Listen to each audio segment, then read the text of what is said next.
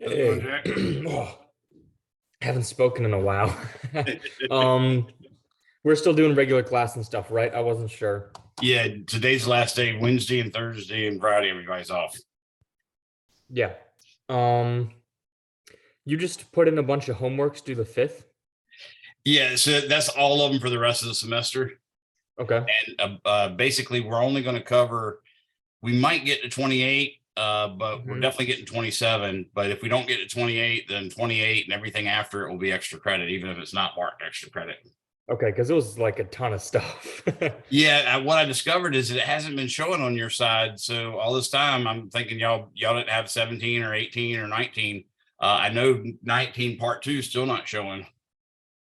So you actually get there and see more assignments than are posted on Canvas right now, but that's just because it hasn't sort of pushed over to Canvas yet. I don't know why. Yeah, I just went in a couple of minutes ago because I got the notification you made the assignment and it was a bunch. Yeah, a little scary there, wasn't it? Yeah, it's a lot of like each of those assignments takes like an hour or two. Yeah, yeah. So, So you're again, it's not that you have to do all those. So just remember that it's really the only thing you have to do is you 19 has already been available. It just popped up available on Canvas. It's already been there. 17 and 18 were already there. And in fact, what I did was 17 and 18 were due like on the 20th, and I went ahead and moved them back. And then 19 is what we finished up last time. But for some reason, 19.2 only showed on the mastering side. So I went ahead and pushed this due date back and pushed I don't 19 think due it date did. back I and didn't have 22. anything in my mastering. Like I did 18 conceptual, but I didn't have the 18 main or 19 or any of that stuff in my mastering. It was empty. That's weird. Actually, it's weird, but it's consistent with what just happened with me because I went in there. I'm supposed to go in the modules and I click up on the right. There's a little plus sign. I click there and I say assignment, and then all the assignments are supposed to be there. And I just did a sync like 6 times in a row, and it's still not showing 19 part two up there, and it's still not showing chapter 37 or chapter 38.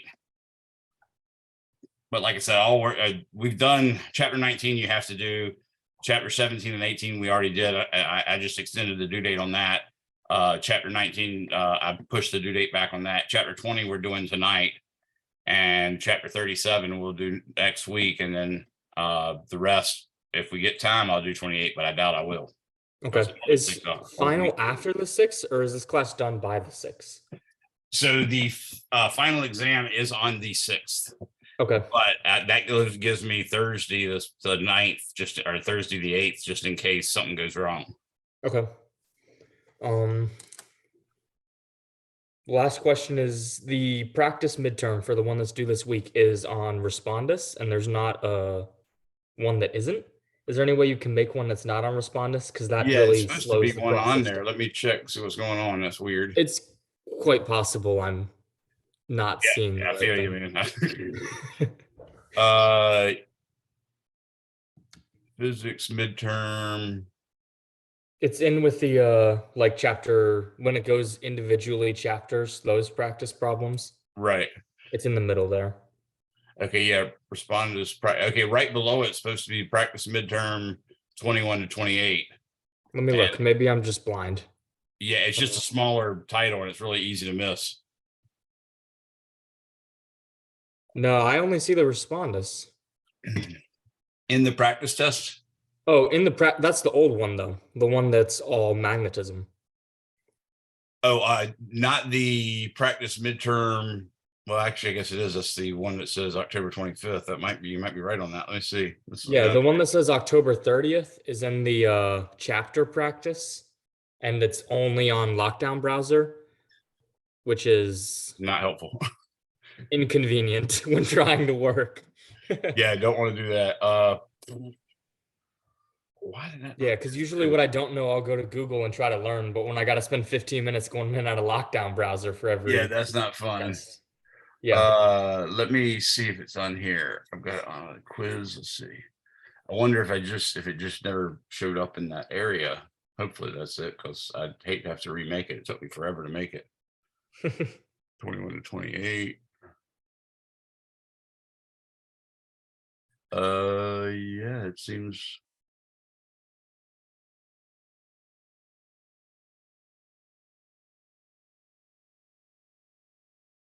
Unless I accidentally made one as practice midterm 21 to 26. Let's try this and see what happens. That's the same one. Oh, wait a second. Didn't I make an area up here? Yeah, I did that, but it's still the same scenario. Can't you just turn off the requirement for lockdown browser on the assignment? Yeah, I just got to have one for that because they have frequent updates with that lockdown browser. And if you don't have that update when you come to the test, you won't be able to take it and you'll like lose a lot of time and then that screws everything up. So Okay. let me, it looks like I have 2 iterations of the October 25th one.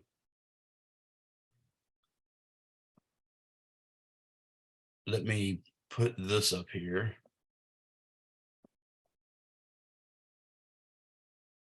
Okay, let me do this. I'm working on it. Let's see. Hopefully this will work. Edit.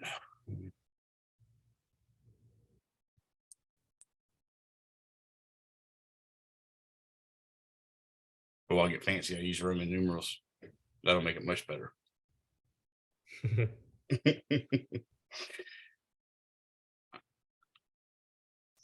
October, November.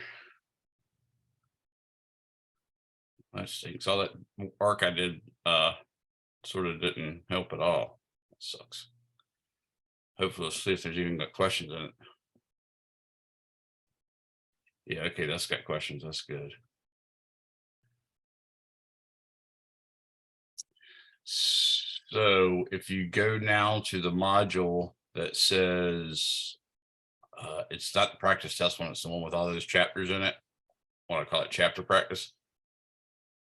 There should be a practice midterm Yep, I see it there. It looks 2. good. Okay, so that one works for you. And the other one hopefully stayed where it was and didn't just get thrown away. Okay, now it's still there. That's cool.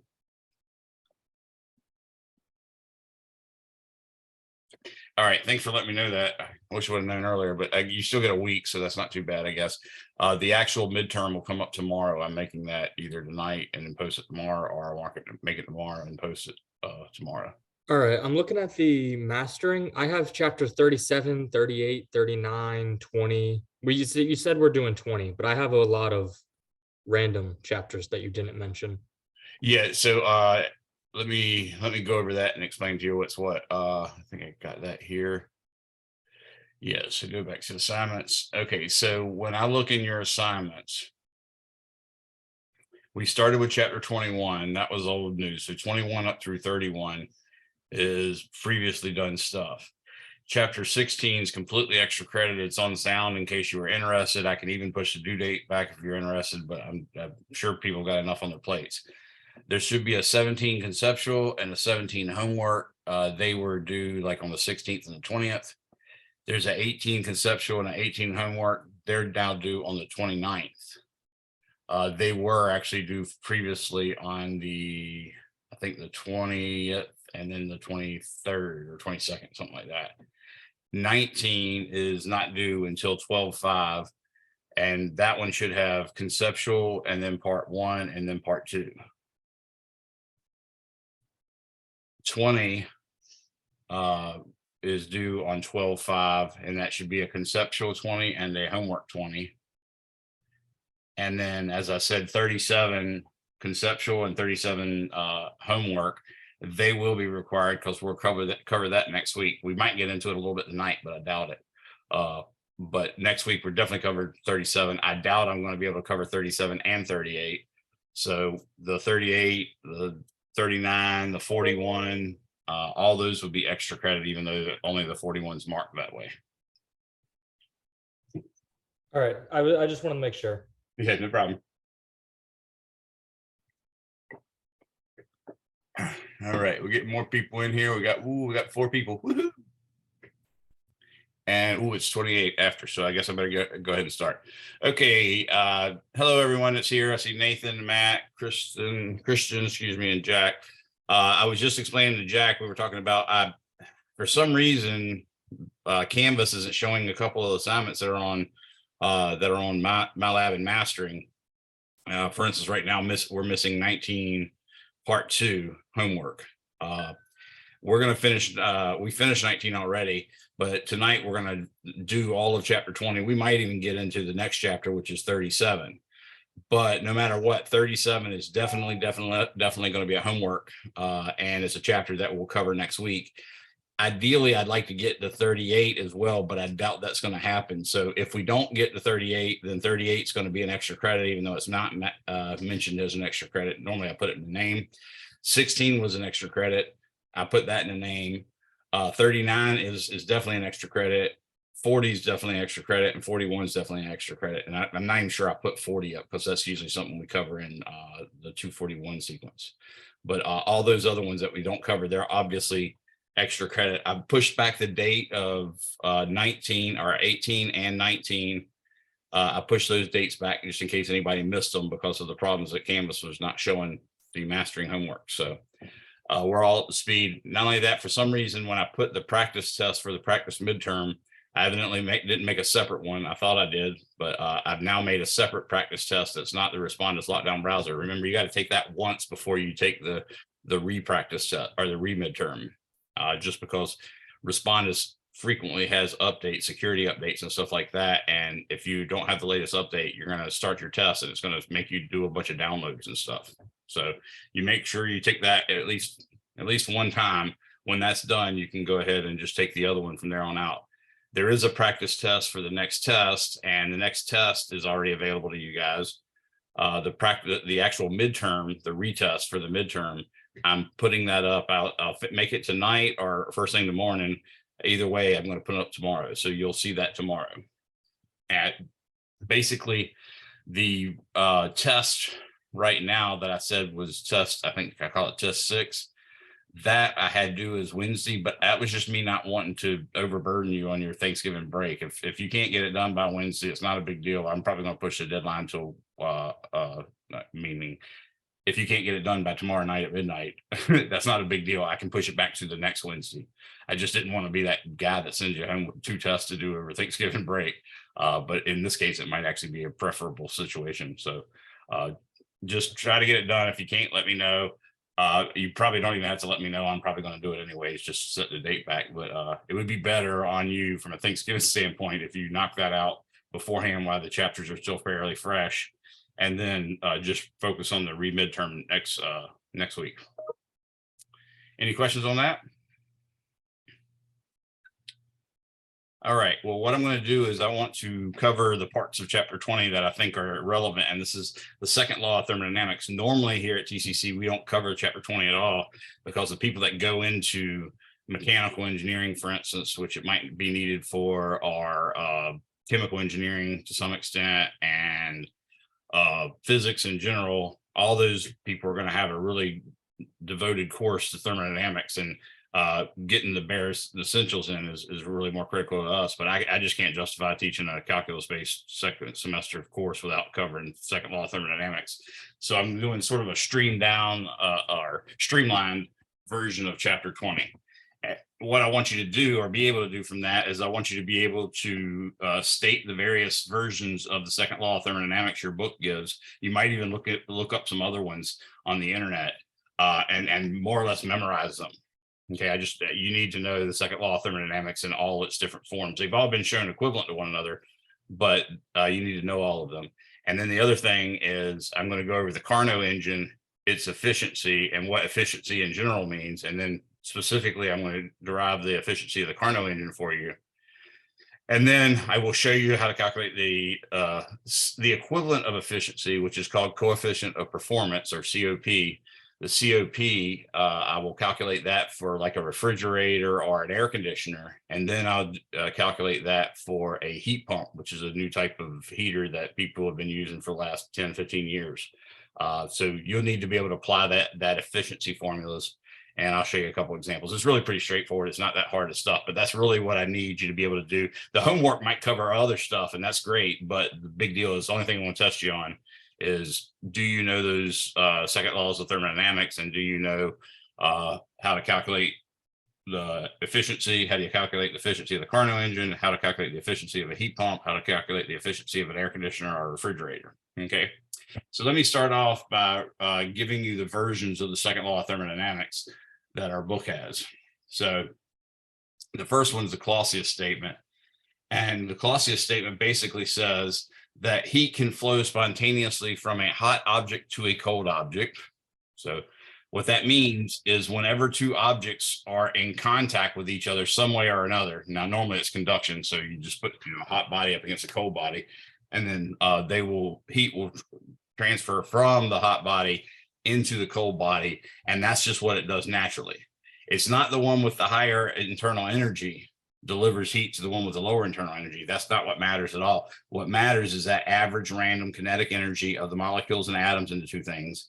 And if they're not the same temperature, then the one that's the higher temperature has a higher average kinetic energy. They're going to collide with the ones with the slower kinetic energy. And eventually those ones that hit are going to spread all the way throughout the whole object. And then the whole object will eventually have a higher kinetic energy until it eventually reaches the same kinetic energy as the hot object, in which case the hot object's now colder and the cold object's now hotter, somewhere between the two.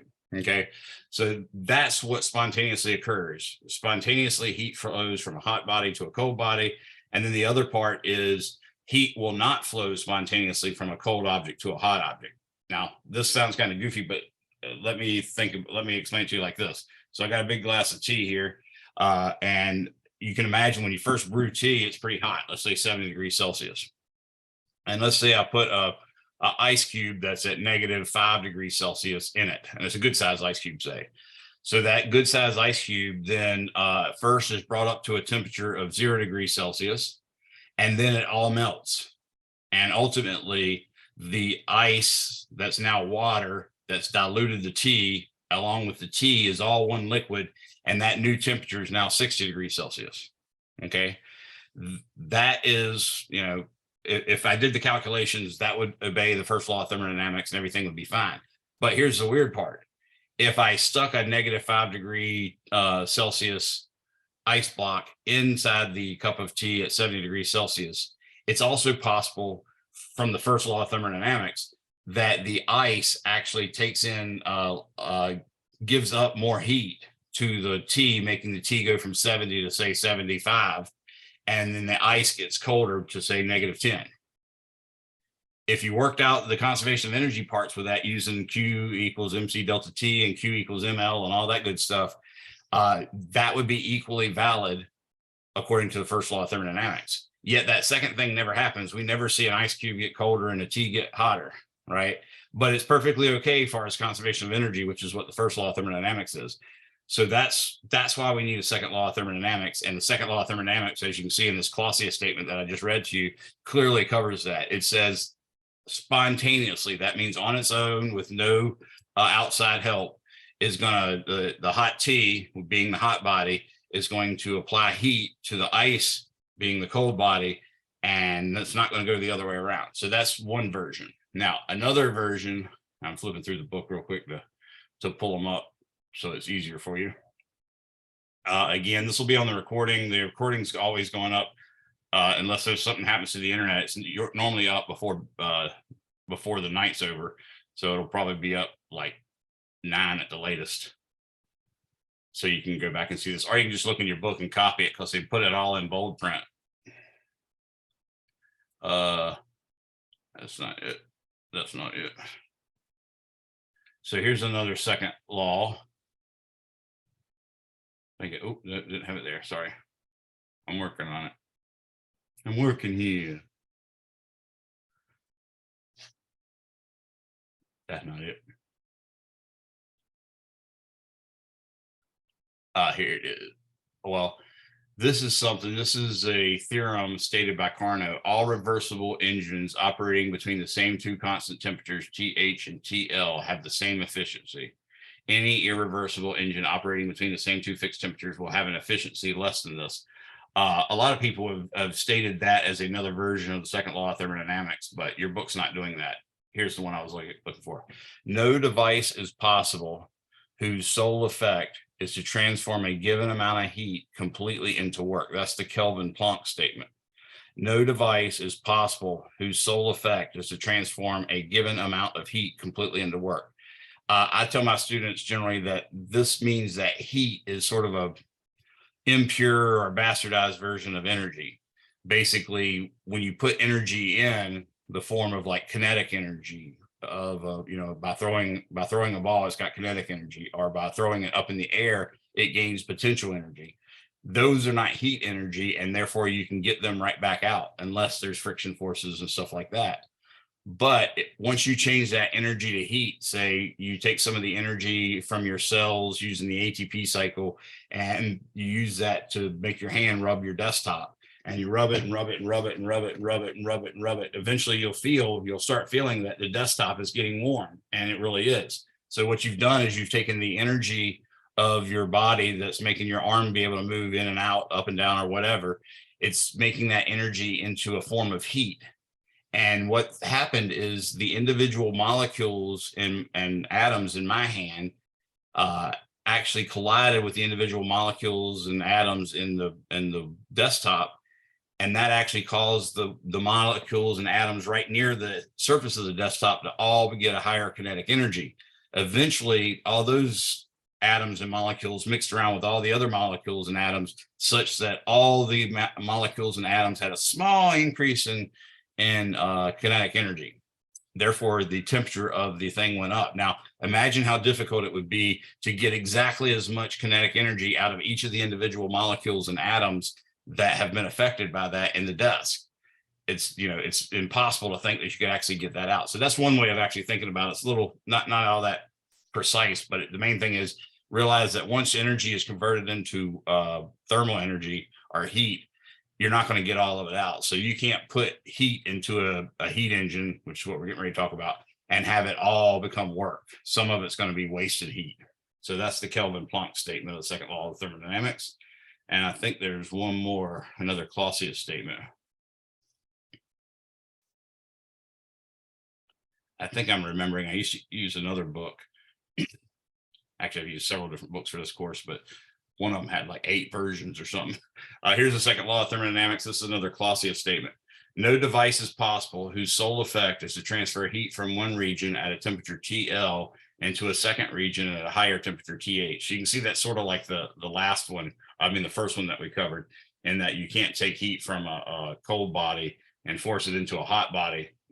So you have to actually add more energy to it to do that. And I think that's about it. Oh yeah, there's one that's a entropy version of the second law of thermodynamics. So let me give you that one too.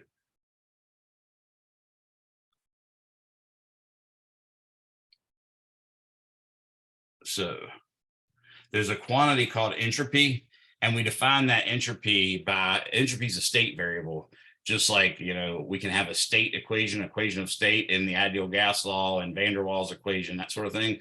Well, you can have an equation of state regarding the entropy, which we use a symbol capital S for. And capital S is defined in terms of 2 variables that aren't state variables. They're defined in terms of Q and T. So it turns out that the entropy of a system, or the change in entropy of the system, is the heat added to the system divided by the temperature at which that occurred. So that's one version of entropy. And the second law of thermodynamics in terms of entropy basically says in any natural process, the sum of the entropy change of the system plus its environments is always going to be greater than 0. In other words, entropy always goes up for the system plus the environment. The only time the entropy stays the same is in what we call reversible processes. So that's another way of stating the second law of thermodynamics. I'm looking for the actual wording that your book uses. Of course, I can't find it because I need to find it. Here it is. The entropy of an isolated system never decreases. It either stays constant, which is a reversible process, or increases in an irreversible process. since all real processes are irreversible, we can equally well state the second law of thermodynamics as the general statement: the total entropy of any system plus that of its environment increases as a result of any natural process. Now, the neat thing about that is it turns out entropy is also what we call a measure of disorder. So when the disorder of a system increases, that means the entropy increases. And you can use that, for instance, to say that's why it's easier to pull out of a parking space than it is to pull into a parking space, because one of the versions of entropy that we can use to define it is entropy is equal to the Boltzmann's constant times the natural log of what we call W, which is supposed to be the number of microstates that exist for a given energy amount. So if you say the system has this particular energy, then every configuration of the atoms or the molecules or the electrons in the atoms or whatever, if you take all those states that all have that same energy, that's the number of microstates. If you take that and take the natural log of it and multiply it by Boltzmann constant, then you'll get the entropy of the system. So here's another version of the second law of thermodynamics. Natural processes tend to move toward a state of greater disorder. So that's what I wanted to go for first. But now I'm going to, since I've sort of talked about the second law of thermodynamics, I'm now going to show you this efficiency thing and show you one engine, specifically a heat engine. I'll talk a little bit about internal combustion engine, so you'll understand that as well. And you can see sort of the similarities between it and the Carnot engine, which is what we're covering. Your book also covers the Otto cycle, which is another heat engine. There's also one called a Stirling engine. There's several different engines, and all of them are ideal engines. They're basically, you're arguing that the engine is going to be running with no friction, and it's reversible at all times, which means it goes from one equilibrium state, an infinitesimal amount, to another equilibrium state, and then an infinitesimal amount to another equilibrium state, and then an infinitesimal amount to another reversible state. So in fact, you can constantly turn backwards at any point in time, and that's all because of there's no friction and that sort of stuff. And we assume that the working fluid for the heat engine is an ideal gas. We don't have such an engine. It's impossible to build such an engine. But even then, even with all that scenario, you still get a heat engine that's not anywhere near 100% efficient, but it's the most efficient engine you can have. So if you ever find someone claiming that their engine has a certain efficiency, you can ask, well, how much heat is it absorbing? How much heat is it putting out? And you can calculate its efficiency, and that should match what they told you. If they also give you what temperature that gas is when it's entered and what temperature that working fluid is when it exits, you can calculate the Carnot efficiency. And if that Carnot efficiency isn't higher than the efficiency they told you, then they're lying. Okay, so let's get started on that. I want to share my screen with me iPad, and I'm going to turn my iPad on because that's usually helpful to do. All right, here we go. Okay, so first off, I'll talk to you about a internal combustion engine. There's a nice diagram of it in your figure, in your textbook. And they show it's basically a 4-cycle engine. And the reason why it's a 4-cycle engine is there's 4 stages of compression, then decompression, compression, then decompression. So what happens initially is your cylinder, which is literally a cylinder, open hole of a cylinder shaped like a pipe, has an area over top of a piston, and the piston's got rings around it that tries to more or less make sure it's airtight and nothing gets by the piston. Well, you also have valves in it. Most modern cars have 4 valves, 2 intake and 2 outtake valves. And then what's going on is as the piston is being pulled back from compression, it's usually being pulled back by another cylinder in the engine that happens to be going through the power stage or the power cycle at that particular time and turning the crankshaft. And since the crankshaft's turning, it's forcing this piston to pull down like that. That piston pulls down, produces a negative pressure differential so that the valve can open and an air gas mixture fills into that cylinder above the piston.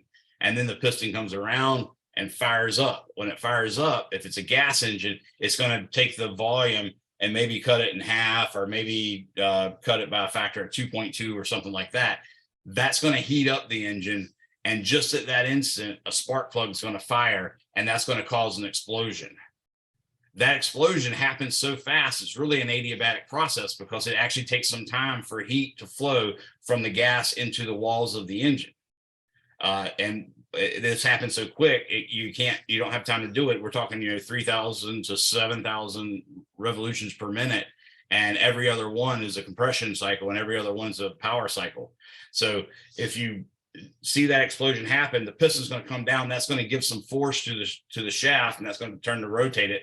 That can actually turn your transmission, which turns your drive shaft, which turns parts of your rear differential or front differential so that your tires can go. And now it'll come back around like this. And this time, why it's sucking like that, the valve, one of the other two valves, or other four valves, two of those will open up and allow the exhaust gas to come out when the piston pushes back up again. Now, if that was a diesel engine, it would actually go from a big cylinder like this to like that. In other words, it's not uncommon for you to have a compression ratio of like 7 or 8 to 1 for a diesel engine. And in doing that, you're putting so much compression on it, you don't need spark plugs, and the engine just forces the gas to compress so much, the air gas mixture to compress so much that it explodes just from the pressure. But either way, they end by that explosion pushing the piston down in its power stroke.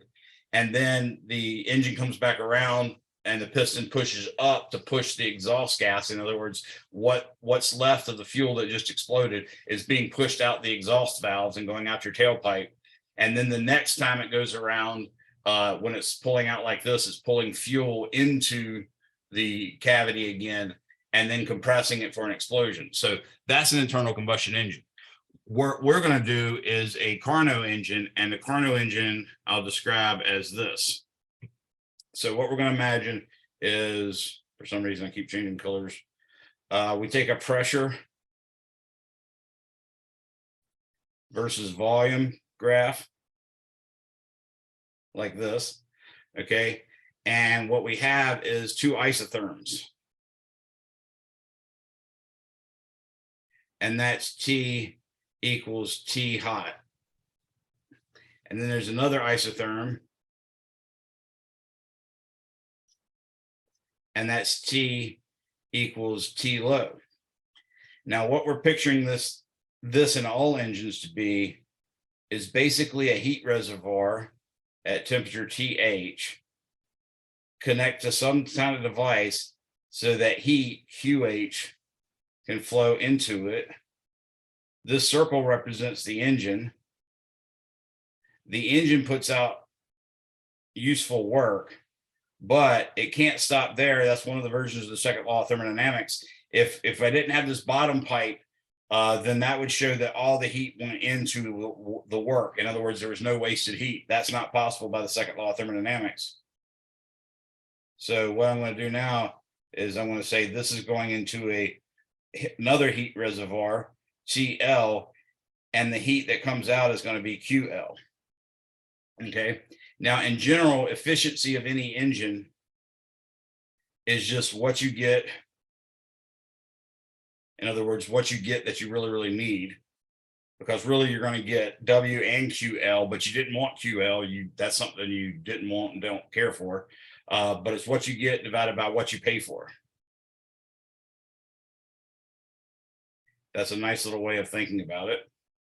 So in this case, and all heat engine cases, that's basically going to be the work that the engine does divided by QH, which is what you pay. Okay.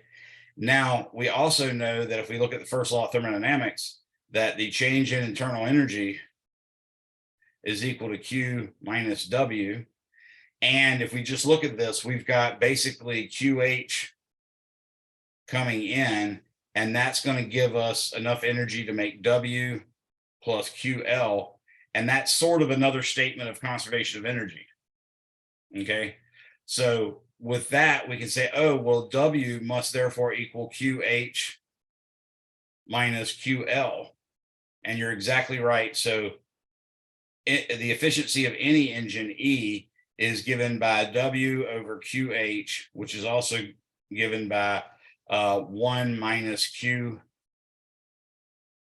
excuse me, 1 minus, notice the QH minus QL, you can break that fraction up into QH over QH minus QL over QL over QH, and that's what we did here.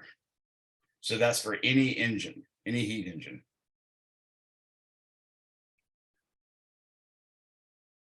So that's the pure efficiency that you can count. You just have to know how much heat comes in, that's the QH, how much heat is wasted, that's the QL, and you can calculate the efficiency of that engine, okay? Now, in the Carnot cycle, we start at a state A on the first isotherm. So that's the state A right there. And we're going to, in fact, travel along that isotherm in what we call an isothermal expansion that goes this way, and it goes from A to B, and this one is isothermal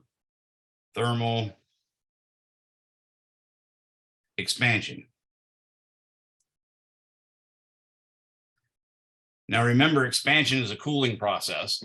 So that tells you that it's actually cooling down, and since it's isothermal, it must be doing so some way. And in fact, what we see here is QH is entering the system at that point. Okay. Now the cycle goes to an adiabatic process from B to C. It's also an expansion. This time it's an adiabatic expansion. Remember, we learned about adiabatic, and that means no heat is being gained or lost, taken in or removed during that B to C process. And then that adiabatic expansion is followed by a isothermal contraction. So this is an isothermal contraction, or you might call it compression to remind yourself of the actual automobile engine we just talked about. And that's point D right there. Now from D to A,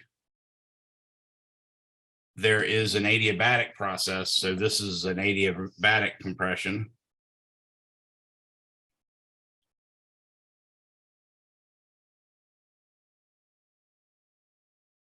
And I say compression and expansion because you see the bottom axis is the volume. So if you're going left to right, then it's obviously an expansion, but if you're going right to left, it's obviously a contraction. And it turns out that during that isothermal process of expansion, of contraction, you're actually getting an amount of heat QL out of it. Okay. And in addition to that, the total work done through one cycle of the Carnot engine is this area inside of here. Now, it's not area in the sense that it's truly square meters, but it's area in the sense that it's the integral of PdV for each of the four legs. And of course, the leg from C to D and the leg from D to A are negative amounts of work. So in general, you'd have basically all the area under A, B, and C is the total work, but we actually wasted some work in going from C to D and D to A. So you end up having to subtract that out. So the work is that in total. So does everybody see what the Carnot cycle is? Isothermal followed by adiabatic expansion, then isothermal compression followed by an adiabatic compression. So what we want to do now is try to transform this efficiency of a regular engine to something more meaningful that can take the place of or can be represented by the Carnot engine. So really what I'm trying to do is get the QL and the QH to relate to TL and TH. Okay. So I have that efficiency that's true for all engines. And what I'm going to try to do is find out what E Carnot is, which we'll probably call just E sub C. So in doing that, what I'm going to do is I'm going to say, okay, first off, the work, remember work is equal to the integral of P dV. And if we use an ideal gas, then P is equal to nRT over V. So we get the work from A to B is equal to NR. Notice from A to B, it has a set temperature equal to T high times the natural log of VB over VA. Okay. Now that process is isothermal, and the second law of thermodynamics suggests that delta E equals 0 for isothermal.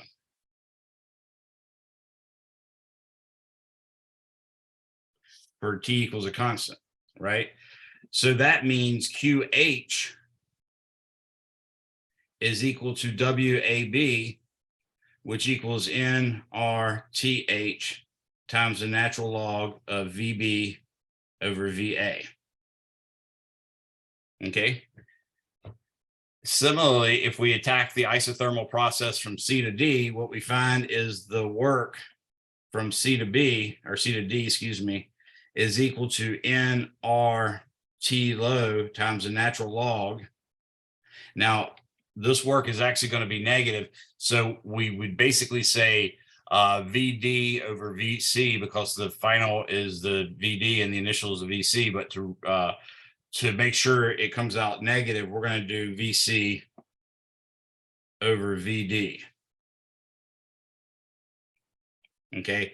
And again, that's isothermal. So delta E equals 0, which implies Q low is equal to NRT low times the natural log of VC over VD. So we've now got, for the Carnot engine, E Carnot is equal to 1 minus, notice the NR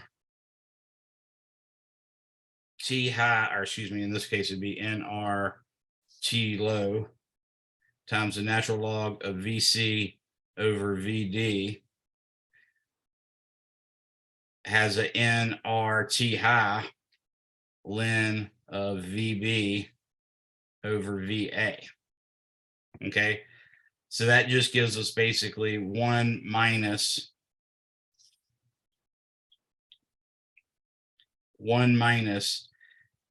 T low ln VC over VD over T high ln VB over VA.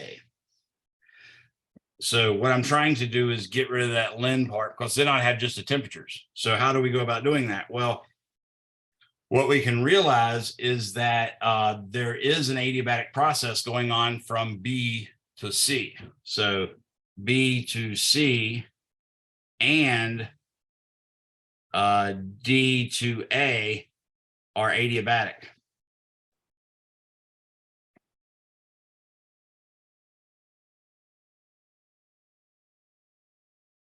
Which means Q is equal to 0. And what that tells you is, oh, those equations that I gave you earlier about adiabats are perfectly good. And now we can write, in fact, that PB times VB to the gamma minus 1 is equal to PC VC to the gamma minus 1. And also we can write that PD and PA, so PD VD to the gamma minus 1 is equal to PA VA to the gamma minus 1. I'm going to call this equation 1 and this equation 2. However, we also have PB VB over TB is equal to PC VC over TC. And that's going to be called equation 3. And we have PD VD over TD. I'll change these D's in a second for the temperatures. Is equal to PA VA over TA. Okay.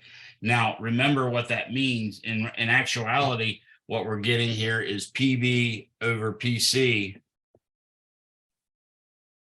PB VB over TB, requires this TB to become TH, and this one becomes TL, and this one becomes the TD becomes TL, and the TA becomes T high. Okay, so if we now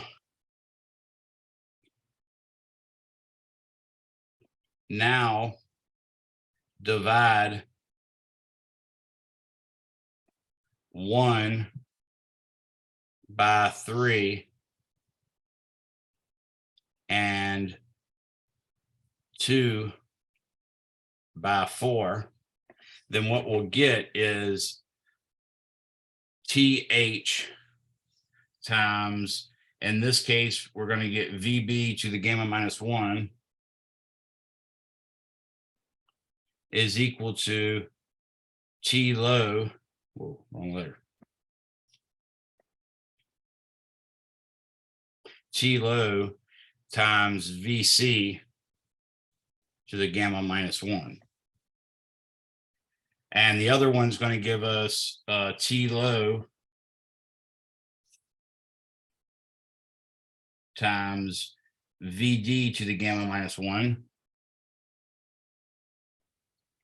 And that's equal to T high times VA to the gamma minus 1. Okay. Now, if I divide. Wait, what happened to the VB and VC from equation 3? So if you, I see why you're asking that. Hold on a second. Notice what I wrote in equation 1. That's an error. That's me remembering the final result. Let me fix that real quick, and then that'll answer your question. This was just V to the gamma. This was just to the gamma power in all these cases. I wrote gamma minus 1 because I just wrote the wrong equation. Remember, this is the equation that we found for an adiabatic process. Actually, we didn't find it. Your book derives it, and I derive it on my YouTube channel, but your book does it. And that's what it was originally. So I think you can now see if I divide PB, VB to the gamma by PB, VB over TB, which is TH, the TH comes up on top, and you end up getting VB to the gamma divided by VB to the 1, which is the same thing as VB to the gamma minus 1. Thanks for catching me on that, or I would have left that mistake. Did you see that now? I almost got you, Nathan. Okay, yeah, so that was a complete bonehead move. I would put gamma minus 1 up there for some reason, just I guess because I remembered the result. But here's the neat thing. The next step requires us to divide, let's call this equation, this was equation 4 here. Maybe I erased it, I don't know. But this will be equation 5 and this will be equation 6. I'm going to divide I think I'm going to divide, I'm trying to remember what this was. I think I divide the right hand one by the left hand one, if I remember correctly. Let's see. I'm looking in my notes real quick to see what I wrote down, just so I don't, if I do it one way, I don't get a result that helps me. If I do it another way, I'll get the result that helps me. And that's the only reason why I'm trying to make sure I make the right decision. So yeah, so we're going to divide the 5 by 6. Divide 5 by 6. And this is one of those weird techniques again that your math teacher don't tell you, because you can't just go willy-nilly dividing one equation by another, because the denominator could turn out to be 0 and you've made something that's no longer true. But in physics, we know these things can't be 0, so we don't even have to think about it. So I'm going to divide the left-hand side of 5 by the right-hand side of 6. So the left-hand side of 5 by the right-hand side of 6. That's what's going on here. The reason why I do it that way is because that gives me VB, that gives me VB to the gamma minus 1 over VA to the gamma minus 1. And then the other side, the right-hand side of 5 divided by the left-hand side of 6 gives me VC to the gamma minus 1 over VD to the gamma minus 1. By doing the opposite sides, in other words, the TLs cancel out with the TLs and the THs cancel out with the THs. Now this implies that VB over VA is equal to VC over VD. Because the difference is I could take the log of both sides and I'd get a gamma minus 1 in front of the natural log of VB over VA, and I'd get a gamma minus 1 on the right-hand side times the natural log of VC over VD. So now I can take my Carnot efficiency. I'm going to write this in black. So the Carnot efficiency, which we had worked down to be 1 minus T low natural log of VB over VA divided by T hot times the natural log of VC over VD. Now that we have VB over VA is equal to VC over VD, these guys just cancel out and I get 1 minus T low over T high. And that's the efficiency of a Carnot engine. So the difference is with the Carnot engine, it's a frictionless engine running on a ideal gas, and every stage of the process is reversible. So another way of looking at that is I just finished telling you guys that two things. I told you one, that the change in S is the heat added divided by the temperature that it occurs at. And I also told you that S is defined as the Boltzmann constant times the ln of this fancy W, which again is the number of microstates. Your book does a nice example explaining that with regards to dice. I think it did dice, if I remember correctly. But what I'm looking at right now is the only time delta S is equal to 0 only when process is reversible. So you can see the process here is really reversible because I told you that's what we're assuming with the Carnot engine. And because of that, you can see that QH over TH is going to be equal to QL over TL. And that would give you the exact same result that we got by doing all that ideal gas law and division of equations and stuff like that. So what does all this mean? Well, let me give you an example to show you, and that'll help. Okay. We've still got plenty of time. Yes. So first off, let's imagine a steam engine.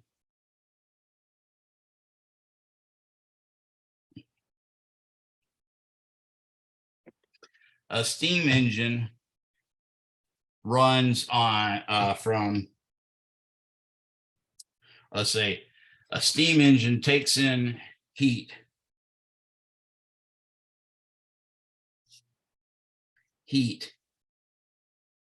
at 500 degrees Celsius and puts out waste heat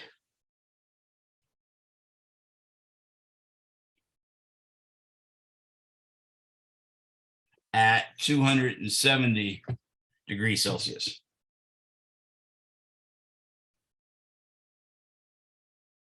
What is the best efficiency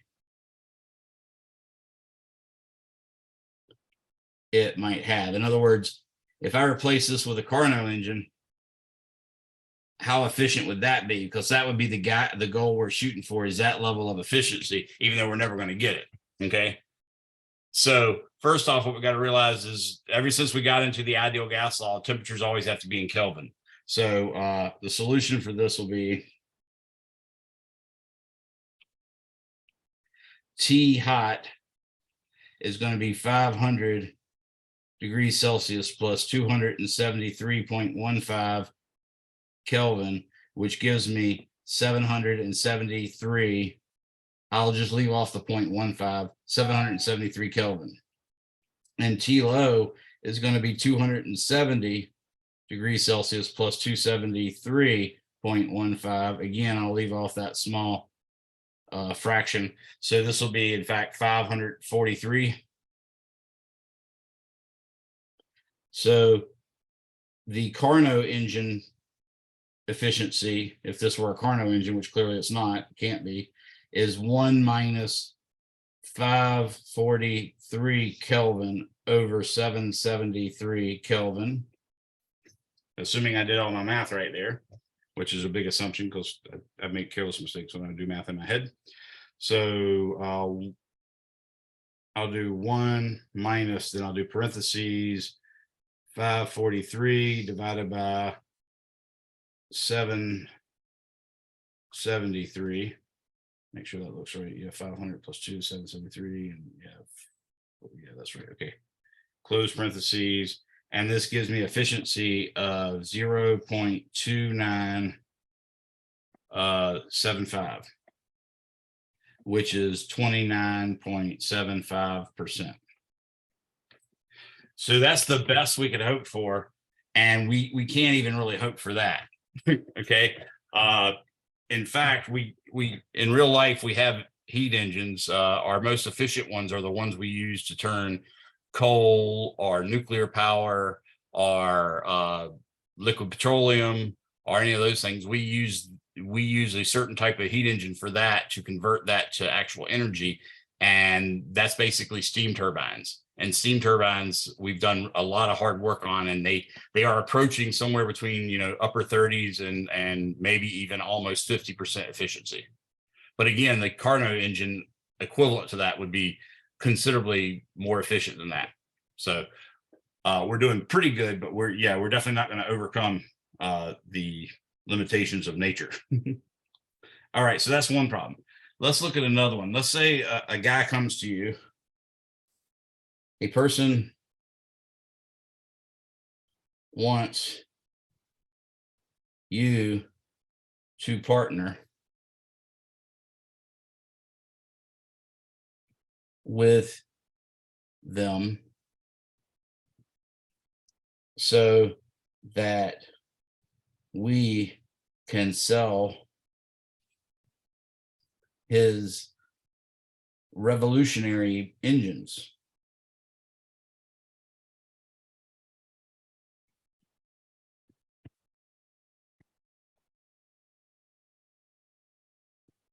He says that his engines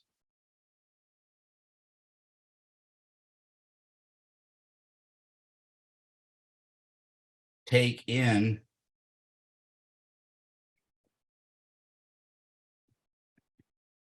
8.80 kilojoules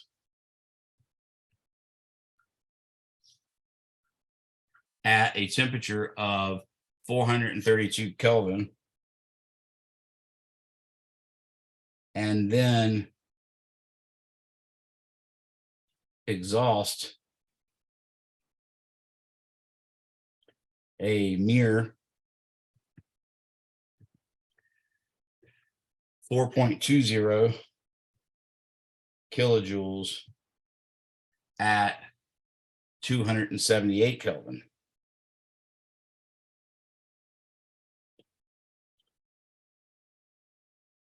Should you invest? Okay. So whenever someone makes a claim like this, the first thing you want to do is calculate the real efficiency of the engine and then compare it to the Carnot engine. Okay. So the efficiency, as we said before, for any engine, E is equal to 1 minus QL over QH. So that would be 1 minus 4.20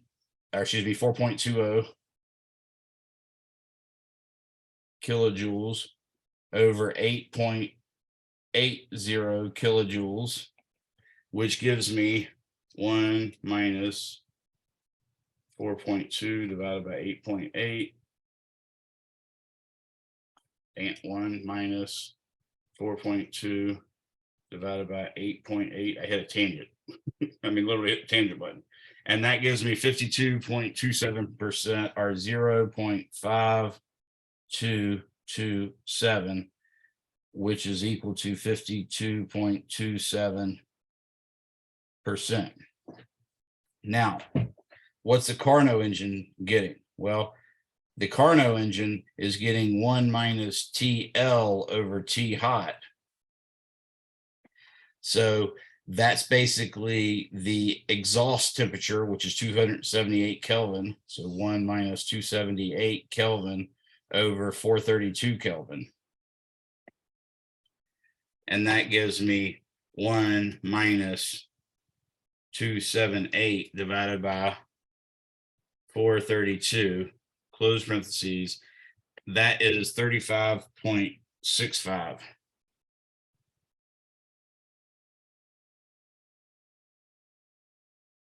Which means about 35.65%. So I would not invest my money because he's clearly either delusional and doesn't really know the true amount of energy his engine's taking in and spitting out, or he's lying. Because the second law of thermodynamics forbids that engine to be running that well. Does that make any sense to everybody?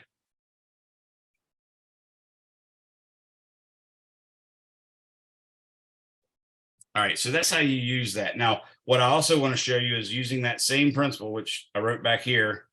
Efficiency is what you get divided by what you pay for.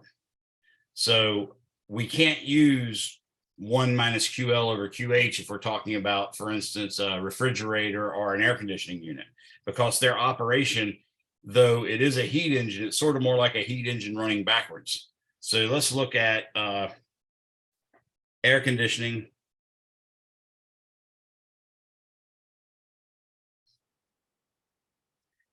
And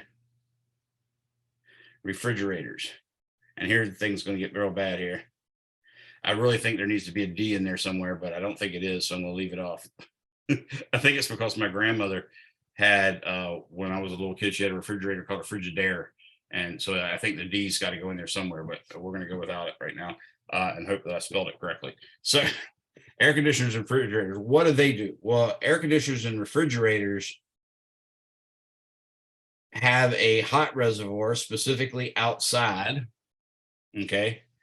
And of course, they have a pipe going to their heat engine. And then they have a reservoir inside that is usually, obviously in the winter, obviously in the summer, it's T low. In other words, it's a lower temperature inside the house than it is outside the house, and that's what you want it to be, right? So what a heat engine does is it takes heat from the hot reservoir and then produces work and spits out heat to the cold reservoir. But what a air conditioner or refrigerator does is sort of the opposite. It takes heat from the low temperature room and spits out heat into the high temperature air, and does so at the expense of work put in to the engine. So that's what that looks like, as opposed to the version that we had before. Remember, before we had TH with an arrow pointing down and QH going into the circle. Then we had QL going down, delivering QL into the heat reservoir TL, and the work was coming out. In this case, the work's got to go in because we're trying to circumvent the second law of thermodynamics. In other words, the second law of thermodynamics says, hey, heat is going to flow from that hot area into that cold area. That's what it wants to do. Well, we can overcome that by just doing a buttload of work.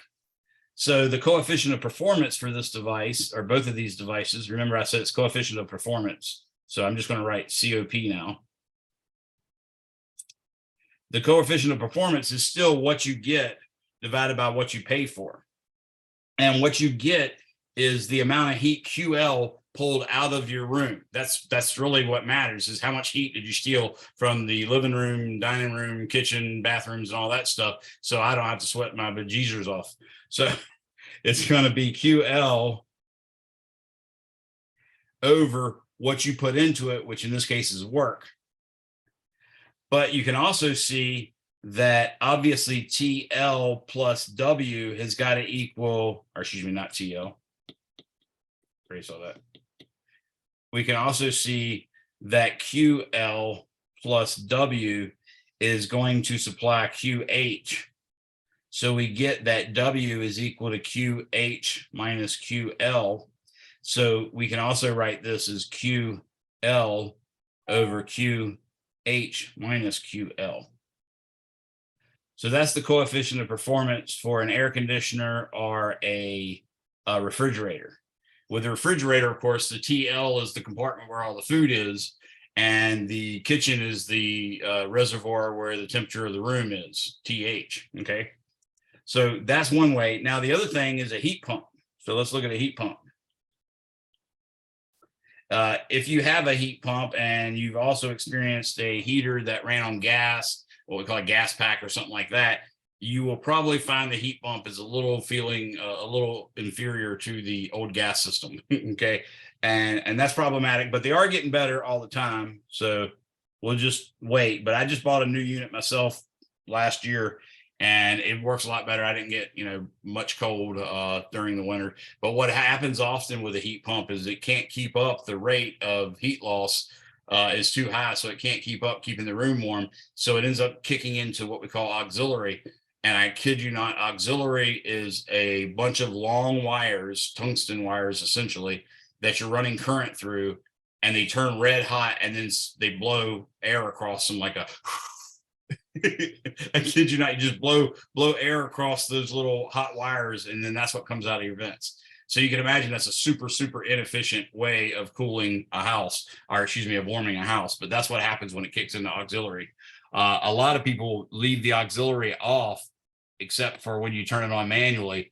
But actually, to make your heat pump work the best, most heat pump installers say, no, the auxiliary should be running almost all the time. It actually helps. So it more or less contributes a little bit when things are not too bad. But when things start to get real bad, meaning the temperature outside is below freezing, then the auxiliary is helping a little bit more, and you'll never get cold in the first spot. And since adjusting my thermostat accordingly, it has done that. It's been perfect, and I haven't had any problems. So with a heat pump, what you have is sort of something slightly different. We're again going to have a warm reservoir, which a heat pump in the winter makes the inside of the house warm. So that's what we're talking about here. We're going to have a pipe to the actual heat pump. We're going to have a pipe for the actual work, and we're going to have another pipe going out to T low, which will be outside. So this is outside, and this is inside. So the coefficient of performance, again, is what you get divided by what you pay for. So in order for you to see that, what you got to realize is we're going to take heat from the outdoors. The outdoors might be, 4 degrees Celsius, okay? Or it might be -3 degrees Celsius. But we're going to take heat from it, and that heat is going to be Q low. And in order to do that, it's not going to happen on its own, because that would violate the second law of thermodynamics.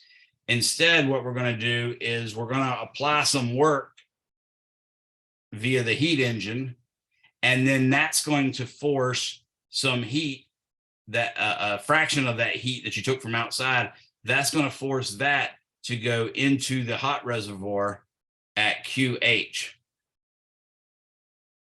So in the coefficient of performance for a heat pump, you basically get QH. That's what you get. Actually, let me write it in the same color so it won't look goofy.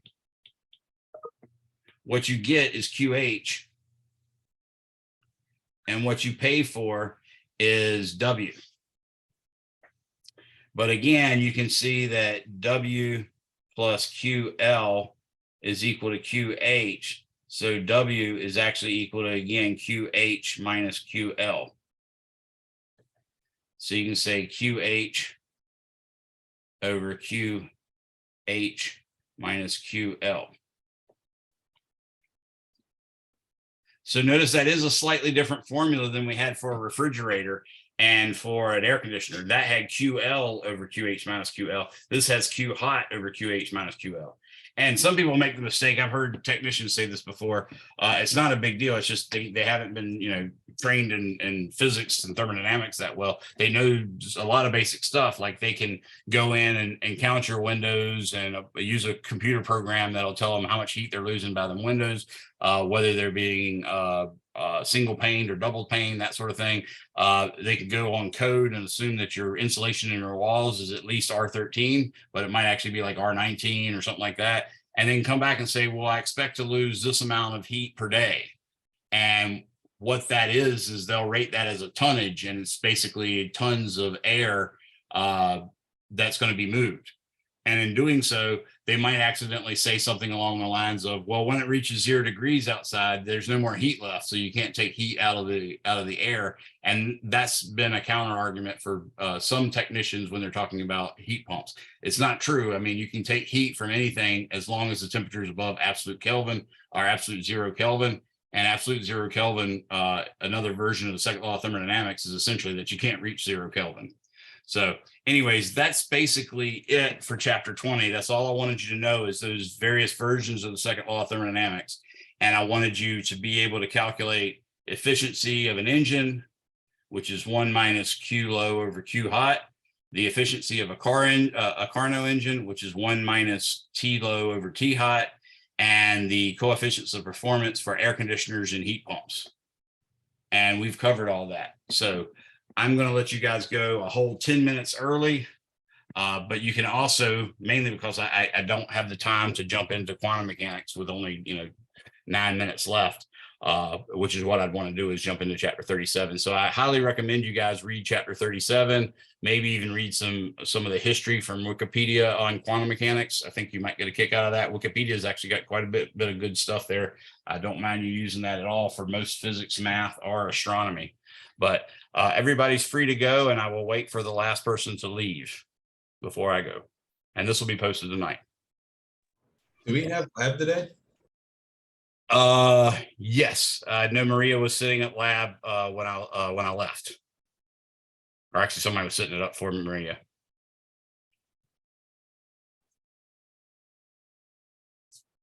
Anything else, Nathan or Matt or AJ? No, thank you. All right. Thanks, Nathan. Appreciate your help.